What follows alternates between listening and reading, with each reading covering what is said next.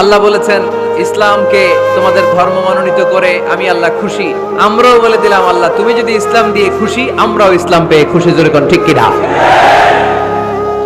আমরা সব জায়গায় ইসলাম মানতে চাই, যতক্ষণ দেহে প্রাণ আছে ততক্ষণ পর্যন্ত ইসলামকে মানতে চাই, সব জায়গায় মানতে চাই, ইসলামকে আমাদের জীবনের আদর্শ বানাতে চাই, ঠিক কিনা?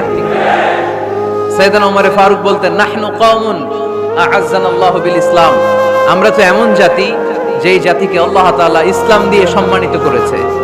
ফাইন ইবতাগাইনাল ইজ্জাতা বিগাইরিহি আদাল্লানাল্লাহ, ইসলাম রেখে দিয়ে কেউ যদি অন্য কোথাও সম্মান তালাশ করে তাকে অপদস্থ করে ছাড়বে কে? এজন্য আমাদের সম্মান কোথায়? আমরা মুসলমান এটা বলতে কি আপনাদের লজ্জা লাগে?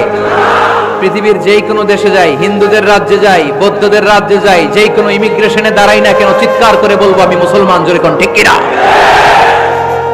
We are proud of Islam. ইসলাম আমার অহংকার, ইসলাম আমার গর্ব, ইসলাম আমার আল্লাহর দেয়া ধর্ম। এজন্য ইসলামের বিজয়কে কেউ ঠেকিয়ে রাখতে পারবে?